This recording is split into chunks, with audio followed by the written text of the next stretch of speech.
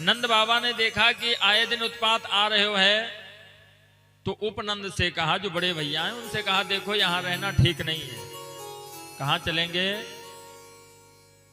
तो कहा कोई बढ़िया स्थान बताओ। उपनंद ने कहा तालवन, कामवन, मधुवन, वृंदावन। तो कहा हमको लगता है कि सब गोकुला से चल करके हम लोगों को वृंदावन में निवास करना चाहिए। वृंदावन अस वन नहीं, नंद ग्राम यस ग्राम। बंसी बट सम बट नहीं, कृष्ण नाम अस नाम। सब लोग आकर के वृंदावन में निवास किए। वृंदा मतलब जानते हैं आप लोग? वृंदा किसको कहते? तुलसी जी को। तुलसी जी का एक नाम वृंदा भी है, पूर्व नाम इनका वृंदा है। शिव पुराण में कथा है इनकी, जालंधर वध की कथा है।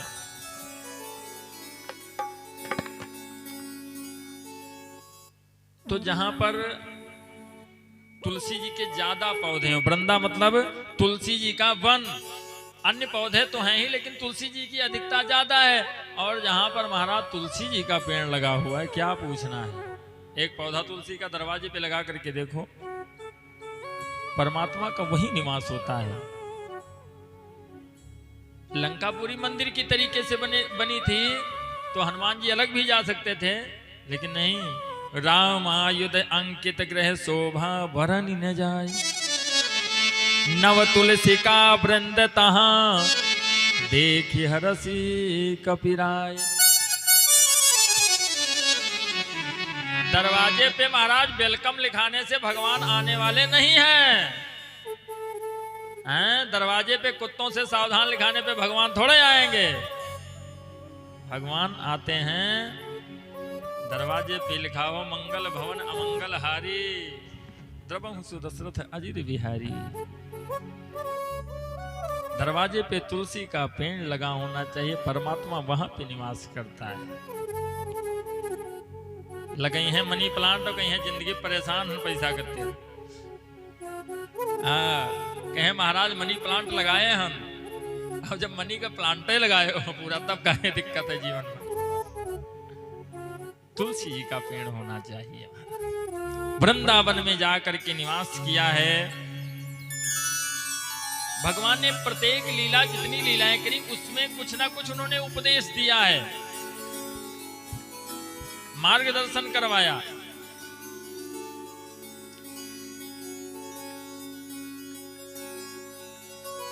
ब्रह्मा जी के मोह को समाप्त किया है।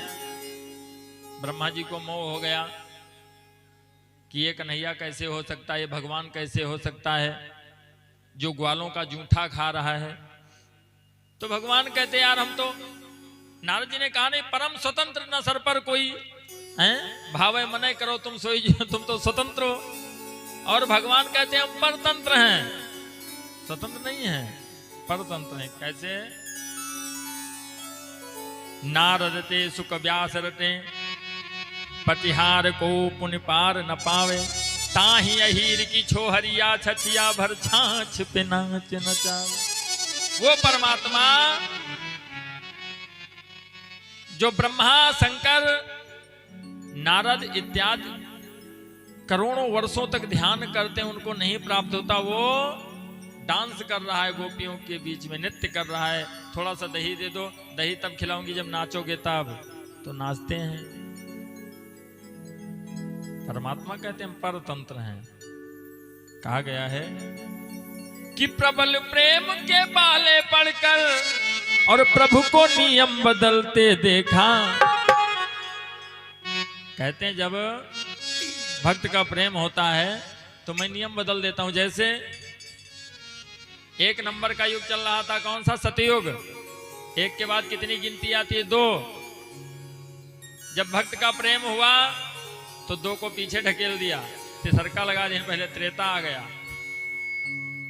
सनकादिक ऋषि ने जय विजय को श्राप दिया, जो भगवान नारायण के द्वारपाल है, रामचरितमानस में है कथा। श्राप दिया, कहा जाओ राक्षस हो जाओ 3 जन्मों तक। तो 2 का पीछे धक्का मार दे, कहने जाओ 3 नंबर लगा दिए पहले। ये होता है।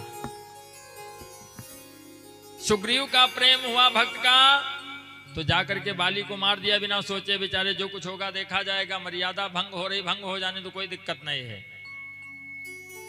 लेकिन हमारा भक्त जैसे चाहता है हम उसको उस प्रकार से मिलते हैं महाराज। आजकल आप लोग न्यूज में देख रहे होंगे, तमामों विवाद छिड़ा हुआ है रामचरितमानस पे। लोग विवादित बयान दे रहे हैं, लेकिन जो ग्रंथ को पढ़े हैं मानस को, वो जानते कि भगवान ने कभी किसी का विरोध नहीं किया और ना किसी से दुर्भाव किया है, दुर्व्यवहार किया है। सबको बराबर का सम्मान दिया, चाहे वो जात का निषाद हो और चाहे वो जात की भीलनी सबरी हो महाराज। अगर उनके अंदर भेदभाव होता तो सबरी के जूठे बैर खाने की क्या आवश्यकता थी? नहीं। लेकिन जिनको सिर्फ विवाद ही करना है महाराज, कोई काम नहीं है, तो कम से कम इसी से चर्चा में बने रहो। ये हिंदू धर्म के, सनातन धर्म की बात है कि हमारे ग्रंथों पर कोई टिप्पणी करे, ऐसा नहीं होना चाहिए।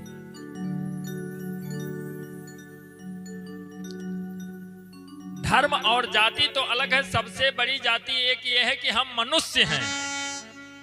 सबसे बड़ी जाति है कि हम सभी मनुष्य मानव हैं, तो सबसे पहले हमको मानव का धर्म निभाना चाहिए। बाकी जो धर्म जाति है वो सब महाराज अलग रहने दो। अगर हमारे धर्म के खिलाफ कोई खड़ा हो तो हमें उसके सामने डट करके खड़ा होना चाहिए, उसका विरोध करना चाहिए। क्यों? समाप्त वो होता है जो पैदा होता है, जिसका जन्म होता है उसकी मृत्यु निश्चित है। लेकिन ये सनातन संस्कृति जो थी वो पहले से है और अब है और आगे भी रहेगी महाराज। इसको मिटाने वाले चले गए लेकिन मिटा नहीं पाए इसको। ये सनातन संस्कृति है महाराज। ये ऐसी भूमि है जहां पर भगवान बार बार अवतार लेकर के आते हैं। जननी जन्म भूमश्च स्वर्गादपि गरीयसी, ये स्वर्ग से बढ़ करके है जन्मभूमि भगवान की। और हम लोग अवध क्षेत्र में बैठे हुए हैं महाराज।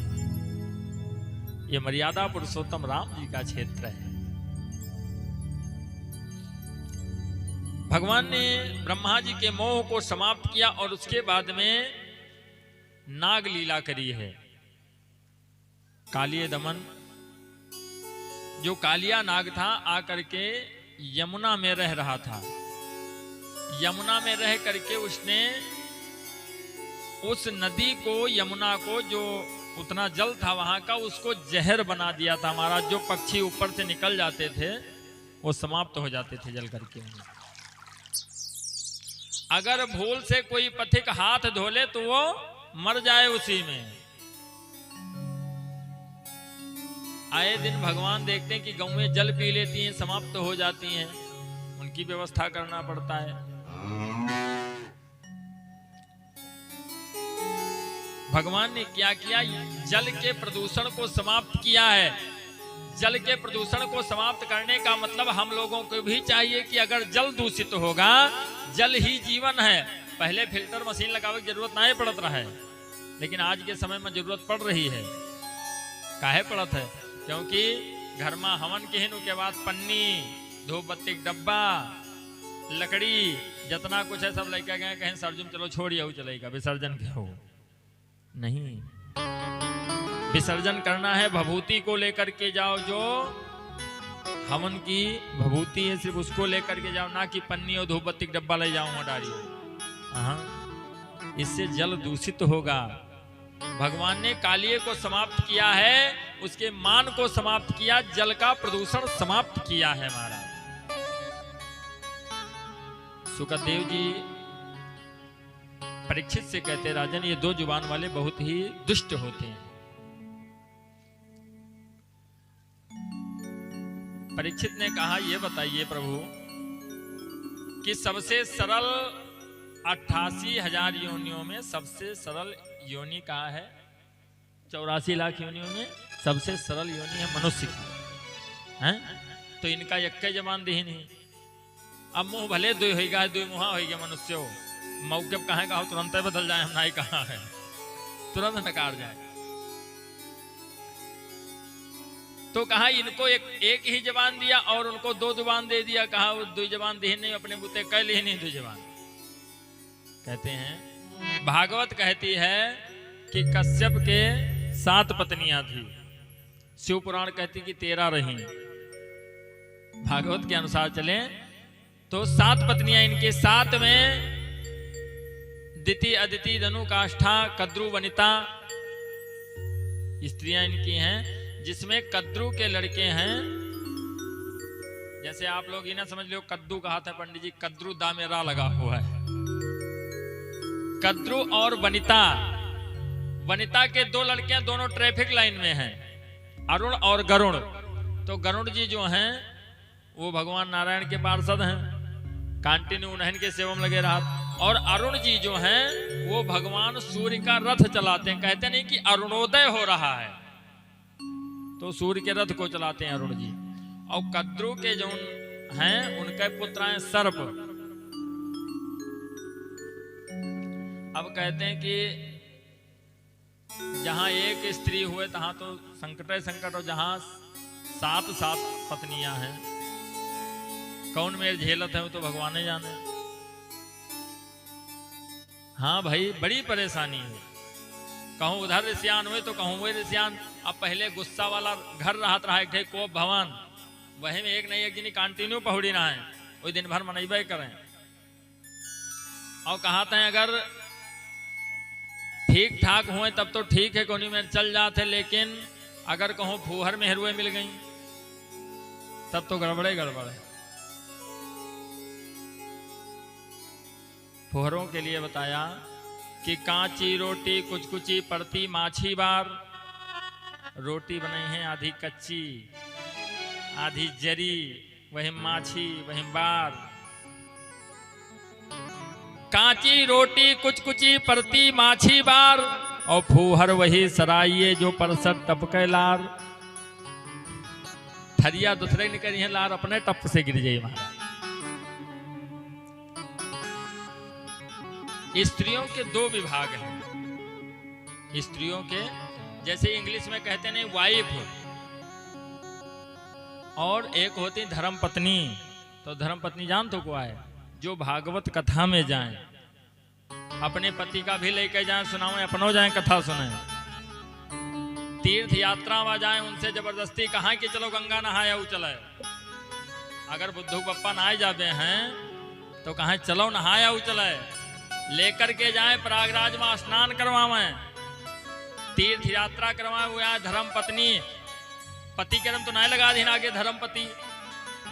ऐसे भी देख लीजिए आप लोगों की संख्या कम इधर ज्यादा है, काहे इन लोगों की रुचि धर्म में ज्यादा रहती है, इसलिए इनको कहते हैं धर्म पत्नी। और वाइफ जौन अपने पति का शॉपिंग मॉल लेके जाए, ब्यूटी पार्लर लेके जाए, वो है वाइफ। और जो अपने पति को धर्म स्थान में लेकर के जाए, सवेरे डांटे कि जल्दी नहा लियो, चलो वहां पंडित जी यज्ञ कराओ, तो यज्ञ हवन तो वहां कह लियो, चले आहुति डाल लियो, पाप समाप्त हो जाए, थोड़ा दिन भर सोवे कर दो। उनके लिए धर्म पत्नी कहा गया उनको। बोलिए पंडित बाबा महाराज की। हमने आपको उस दिन अपनी बीती बताई कि परमात्मा मिले, कहाँ है कैलाश, और वहां से चल करके हमसे मिलने के लिए जो आए, तो आपसे मिलने के लिए क्यों नहीं आएंगे, लेकिन बस प्रयास नहीं कर रहे हैं आप लोग। जब संत नामदेव जी कुत्ते से भगवान को प्रकट कर लेते हैं, एक बार नामदेव जी की कुटिया में आग लग गई, बैठे हुए भगवान का भजन कर रहे थे। अब सोचो कैसी भक्ति होनी चाहिए तब भगवान आते हैं। थोड़े में आप अगर हट जाओगे तो नहीं आएंगे। कहते हैं एक भजन गाया करते थे सब लोग कि गोरी सहजे न जान्यो समरिया के प्रीत। इतना सरल नहीं है। ऐसे अगर भगवान सबको मिल जाए तो पता लगे सबको साथे ले ले घुमावा करे दिन भर। हाँ, अब आप लोग गौर करें, जैसे घर में आपने लड़की का विवाह तय किया तो लड़का देखने के लिए आता है। आज के समय पहले नहीं रहा ऐसा, कहा बप्पा अम्मा जो कह दिए सब सही है, लेकिन अब पप्पा अम्मा के ऊपर बिलीव नहीं है। हम करबे तो उन सही। लड़का देखने के लिए आता है तो क्या कहता है कि ये बताइए कि लड़की खाना बना लेती है, कपड़ा सिलाई कर लेती है, कपड़ा धो लेती, दुनिया भर की नौटंकी महाराज। और साथ कतरे दिन तक दिए है, मौका बनेगा तो एक जन्म के साथ है, और नहीं नाय मौका बना तो बिचन में छूटी छूटा हो जाता है। अब जिसको एक जन्म साथ देना वो अतनी परीक्षा कह रहा है कि मानो अभी पूरा 7 जन्म तक के साथ निभाए हैं। और जिसको जन्म जन्म तक साथ निभाना है उसने तुम्हें थोड़ा दुख दे दिया, परीक्षा कर लिया, तब तो तुम मैदान छोड़ तुरंत भाग लियो। हम जाए थे, भगवान है नहीं, सब धस गए, कहूँ नहीं भगवान है। हमने देखा है कि लोगों के अंदर ऐसी मानसिकता है कि घर में मिट्टी हो गई अचानक तो लइए फोटो कैलेंडर सब तलवम बहा दें। हाँ, कहें बेकार है, इनके अंदर कुछ है नहीं। बताओ हमारे यहाँ पप्पा चले गए, कुछ नहीं, सब फोटो कैलेंडर। अरे अगर अपने पप्पा का तुम जिंदगी भर राखे के लिए पूजा करत रहे हो है, यहाँ पर आप आकर के आहुति डालते हैं और ये सोच के आहुति डालो कि जिंदगी में कभी ऐसी घटनाएं हमारे यहाँ नहीं होगी तो ना वो आहुति डाले। क्यों? मृत्यु कट सत्य है, उसको कोई टाल नहीं सकता है महाराज। वो आएगी और जाना पड़ेगा। सदा ना रहा है, सदा ना रहेगा, जमाना किसी का नहीं चाहिए, दिल दुखाना किसी का। आएगा बुलावा तो जाना पड़ेगा, ये सर तुमको आखिर झुकाना पड़ेगा। वहां ना चलेगा बहाना किसी का। यहाँ सोचो ना बोल भाई भगवान नाम कोई बात नहीं, ना बोलो, लेकिन वहां बहाना चलने वाला महाराज नहीं है। इसलिए परमात्मा का भजन करें, निरंतर उनसे जुड़े रहें। दुखमा तो सबको यादें करते, जब सुख रहा है तब याद करो, तब तो जानिए। अच्छी फसल तैयार हो गई और बढ़िया काट लाए घरे धैली हो, आइटम काट रहे हो, तब तो हम अपने बूते मेहनत की ना, तब पैदा भा है। और जैसे गेहूं काटे बोझ बांधे हो तैसे बरसीगा, तब जाओ दयु सब मिटा दी हो तो सब बह गवा है। तब भगवान के दोष हुई। अगर बिगड़ जाए तो भगवान, और अगर बन जाए तो हम नहीं। दुख में सुमिरन सब करें, सुख में करे न कोई। जो सुख में सुमिरन करे तो दुख काहे का हो। भगवान का भजन कर रहे थे, गांव वाले दौड़े, कहा संत की कुटिया जल रही, उठे नहीं। आज के समय में पूजा करत हुए कोनो व्यक्ति को घर में आग लग जाए, देखो तुरंत उठ के भगी हैं झर से, चलिए अपन घर बचाई, चले पूजा तो बादम कह ले। नामदेव जी नहीं उठे, गांव वाले पहुंचे, सामान कुछ निकाल करके बाहर रख दिया,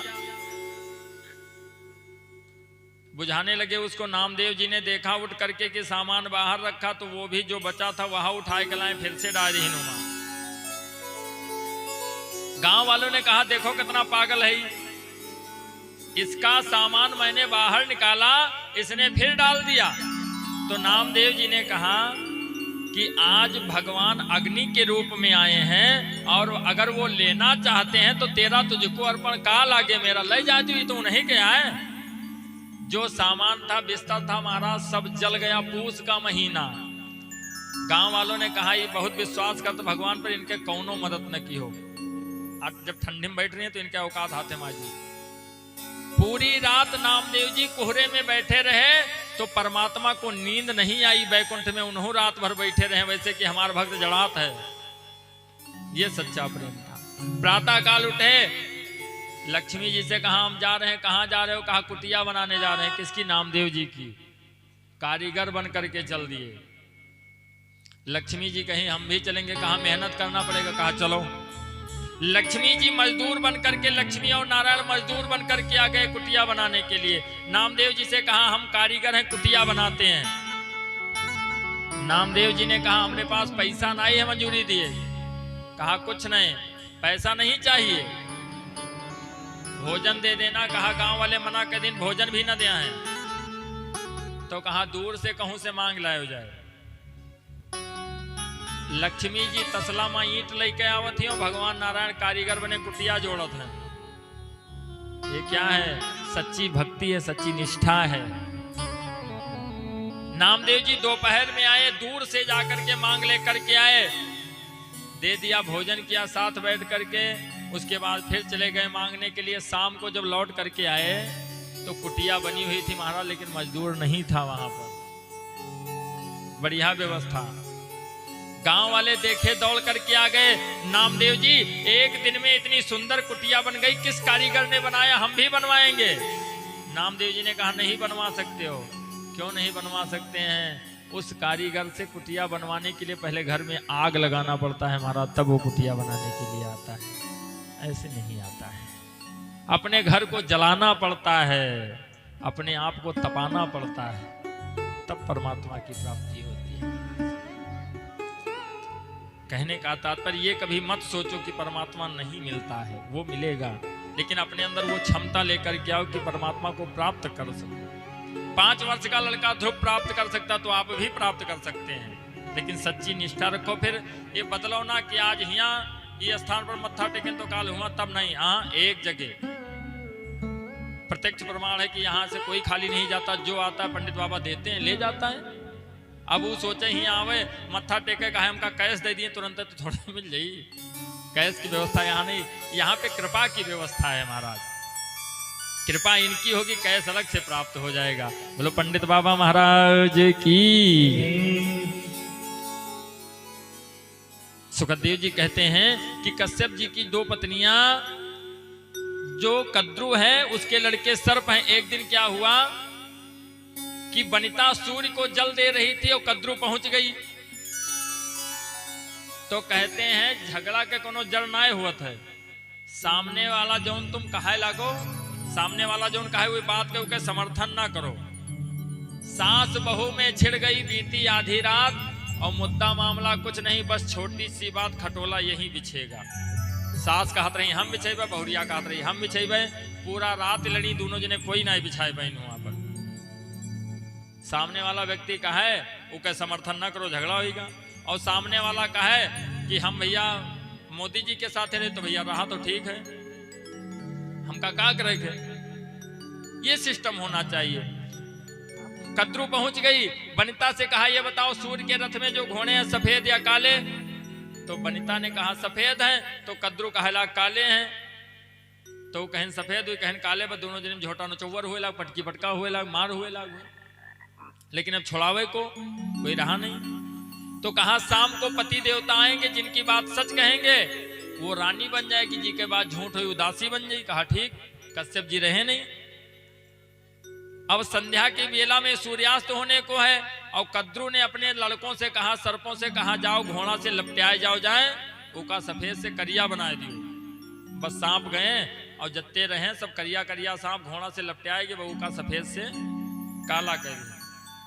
कश्यप जी आए तो बता दिए कि काला है, बस वनिता दासी बन गई और कद्रु बन गई रानी। ये बात गरुण जी को पता लगी तो दौड़ करके आए।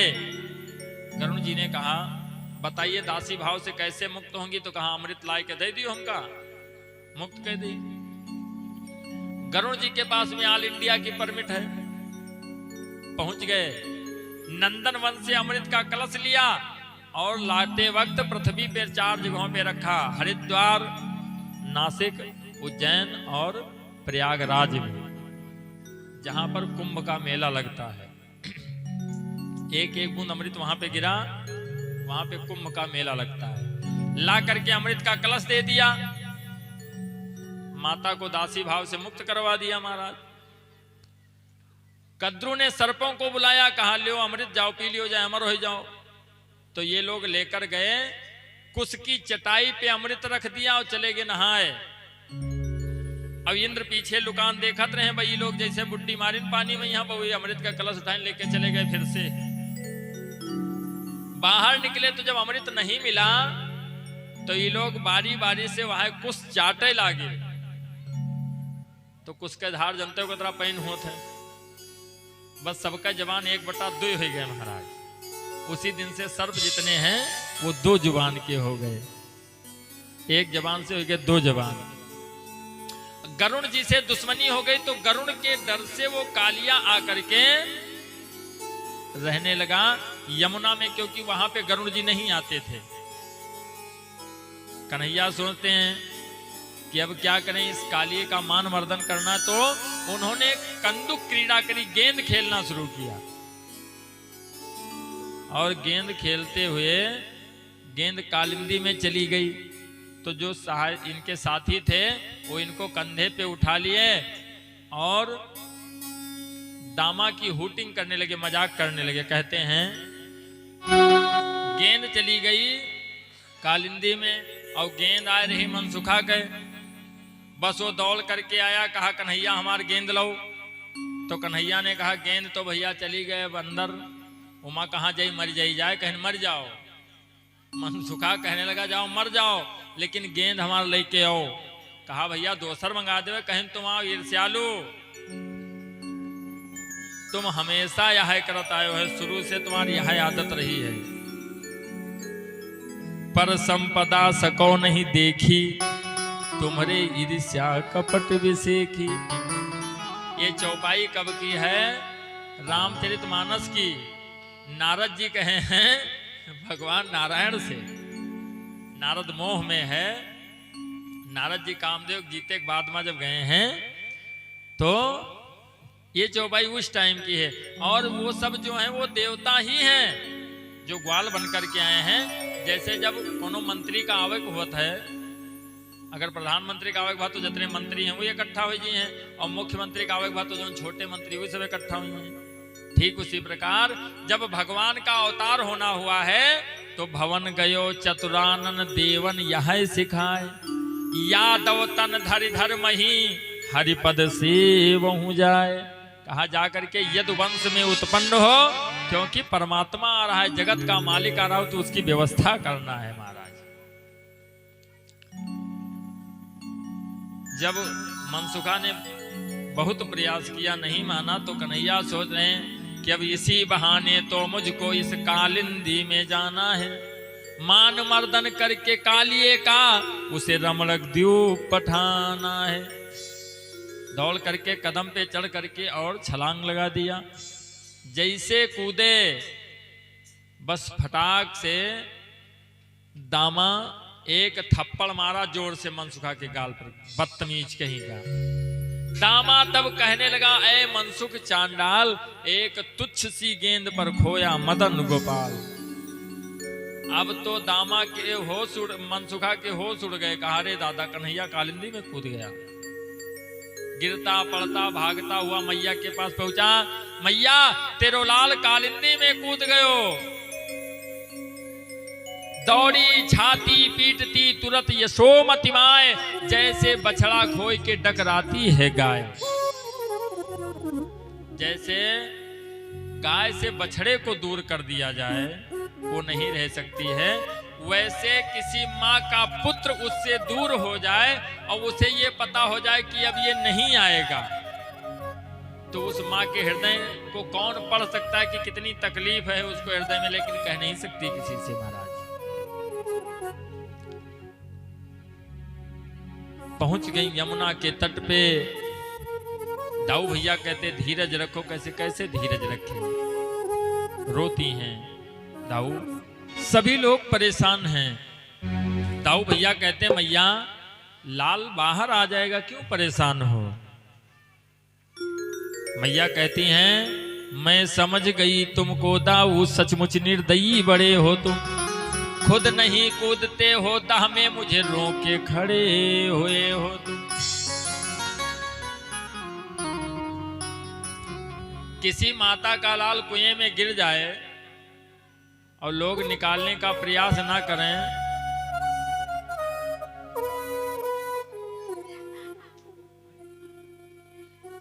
हमारे भैया राम शंकर गोंदौरा के गणेश के पापा जी की तरफ से बहुत बढ़िया, इनके परिवार में सब देवताओं के नाम है, गौरी गणेश और शंकर, गौरी शंकर गणेश, क्या बात है। उनके तरफ से 51 मुद्रा सहयोग प्रदान हुआ है इस यज्ञ में। प्रभु ने प्रसन्न रखे, जीवन मंगल में रखें, सुयस के भागी बनो रविचंद्र सम जगनित खिलो। मिस्र की ये कामना जुग जुग जियो फूलो फलो। बोलो बांके बिहारी लाल की। यशोदा जी कहती हैं कि किसी माँ का लाल कुएं में गिर जाए और लोग निकालने का प्रयास न करें, कहाँ धीरज रखो निकल आएगा, तो कैसे निकल आएगा, निकालने की व्यवस्था की जाए। दाऊ कहते तुम परेशान मत हो। सब परेशान। इधर नारद जी पहुंच गए। नारद जी कहते हैं हम पुकार रहे हैं, कन्हैया जरूर आएगा। कहते हैं हे कन्हैया, अगर तुम नहीं आए तो ये जो तुम्हारे ब्रज के ग्वाल हैं ये मर जाएंगे। कुछ क्षण बाकी है, इसलिए कन्हैया कहते हैं कि अपने पति को जगाओ, हम उससे मिलने के लिए आए हैं। कहां हमारे पति को साधारण समझते हो। 101 फन से जब वो फुफकार मारता तो अच्छे अच्छे पहाड़ जल करके राख हो जाते हैं। तेरी क्या बिसात है, एक पल नहीं लगेगा तुझे समाप्त होने में, साधारण नहीं है। तो कन्हैया ने कहा हम हो कोनो साधारण नहीं है। अगर तुमको ये लग रहा है, स्टॉप, तुमको ये लग रहा है कि ये कोई साधारण बालक है तो हम साधारण नहीं है, मुलाकात करवाओ। नागिन ने जाकर के जगाया। जा करके कन्हैया के कहने पे नागिन ने जैसे नाग को जगाया, 101 फण से महाराज वो फुफकारने लगा। कन्हैया सामने खड़े हुए थे, इनका पूरा शरीर काला पड़ गया। दौड़ करके इन्होंने उससे युद्ध प्रारंभ किया। इनके शरीर से जब वो लिपट जाता है तो क्या करते हैं कि अपने शरीर को बढ़ाने लगते हैं महाराज। सारी हड्डियां टूट गई उसकी। मौका पा करके उसके फण पे चढ़ गए। जो फण ऊपर उठाता है उसे अपने पैरों से नीचे दबा देते हैं और उससे कहा कि हमें जल के ऊपर ले चलो। सभी परेशान थे। तभी क्या हुआ, लगा उछलने एकाएक कालिंदी कानीर। कालिए के फण पे प्रगट हुए श्याम यदुवीर। कालिए के फण पर भगवान प्रकट हुए। कालिए को अभय दान दिया। कहा जब तक तुम्हारे सर पर हमारे चरणों के निशान हैं, जैसे आजकल कहते नहीं कि खड़ा हुआ है बना है, वो भगवान के चरणों के निशान हैं। कहा जब तक हमारे चरणों के निशान आपके सर पे हैं, आपको गरुड़ जी आज के बाद में नहीं सताएंगे। जा करके रमणक द्वीप में निवास करो। काली को अभय दान दिया है।